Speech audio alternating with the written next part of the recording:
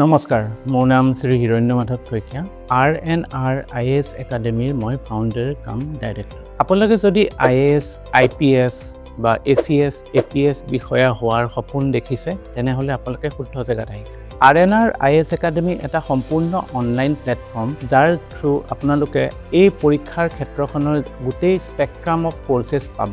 ইয়াৰ উদাহৰণস্বৰূপে আপোনালোকে আমাৰ YouTube channel R&R IAS Academy আমাৰ daily current affairs video' coverage চাই এটা এছেছমেণ্ট কৰিব পাৰে। আমাৰ অনুষ্ঠানটোৰ মূলতে আছে ষ্টুডেণ্ট ফাৰ্ষ্ট। আমি ষ্টুডেণ্টক যি লাগে সেইটোক লক্ষ্য কৰি আমাৰ নিজৰ অভিজ্ঞতাৰ পৰা আৰু বিভিন্ন পুৰণা ষ্টুডেণ্টৰ লগত অভিজ্ঞতাৰ জ্ঞানৰ পৰা আমি এনেকুৱা এটা মডেল ডেভেলপ কৰিছোঁ, যাৰ থ্ৰুদি আপোনালোকে নিঃসন্দেহ এই কম্পিটিটিভ পৰীক্ষাত সফলতা অৰ্জন কৰিব পাৰে। আপোনালোকে এই পৰীক্ষাৰ প্ৰস্তুতি কৰোঁতে যথেষ্ট প্ৰত্যাহ্বানৰ সন্মুখীন হ'ব লগা হয়। পৰীক্ষাৰ চিলেবাছ যথেষ্ট ডাঙৰ আৰু এতিয়া ৰিচোৰ্চেছবিলাকো অনলাইন অফলাইন বহুত বেছি পোৱা যায়। এনে স্থলত কি পঢ়িম কি নপঢ়িম ভাবি থাকোঁতেই সময়বিলাক গুচি যায়। এনে ক্ষেত্ৰত আমি R&R IAS একাডেমীয়ে আপোনালোকৰ প্ৰিপেৰেশ্যনত এটা ষ্ট্ৰাকচাৰ দিব বিচাৰিছোঁ, যাতে আপোনালোকে নিশ্চিন্ত মনে প্ৰিপেৰেশ্যন কৰি এটা কনফিডেণ্ট মাইণ্ডছেট লৈ পেলাই পৰীক্ষাত আগবাঢ়িব পাৰে। এই ক্ষেত্ৰত আমাৰ কিছুমান স্পেচিয়েল প্ৰগ্ৰেম আছে, যেনে আমাৰ মেণ্টৰশ্বিপ প্ৰগ্ৰেম আছে, যিটোৰ থ্ৰুদি আপোনালোকে আমাৰ পুৰণা যিসকল সফল ছাত্ৰ ছাত্ৰী আছে তেওঁলোকৰ লগত কথা বতৰা পাতিব পাৰিব, তেওঁলোকৰ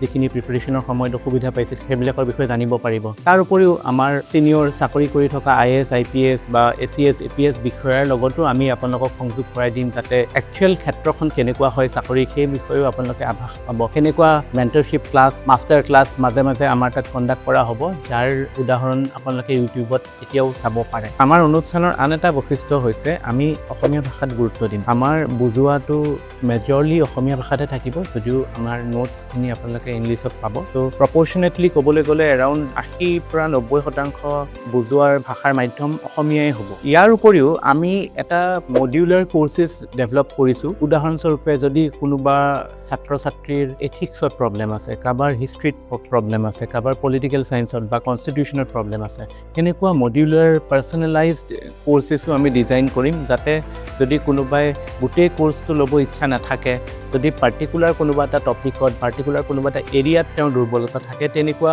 ছাত্ৰ ছাত্ৰীৰ বাবেও আমি ছাপোৰ্ট কৰিছোঁ। আৰু আমাৰ অনুষ্ঠানটো, আমাৰ উদ্দেশ্য যিহেতু ষ্টুডেণ্ট ফাৰ্ষ্ট, ত' সদায় আমি ছাপোৰ্টিং কাম চেলেঞ্জিং এটমস্ফিয়াৰ এটা ক্ৰিয়েট কৰিবলৈ চেষ্টা কৰিম। কাৰণ এই পৰীক্ষাটো পাছ কৰিবলৈ আমি অকল ছাপোৰ্টতে থাকিলে নহ'ব, চেলেঞ্জো দিব লাগিব। চ' এটা ছাপোৰ্ট আৰু চেলেঞ্জৰ বেলেঞ্চত আমি আগবাঢ়িম বুলি স্থিৰ কৰিছোঁ। গতিকে সকলো ছাত্ৰ ছাত্ৰীক আমাৰ আহ্বান যে আমাক মাধ্যম হিচাপে ব্যৱহাৰ কৰি নিজৰ উদ্দেশ্যত উপনীত হওক। ধন্যবাদ।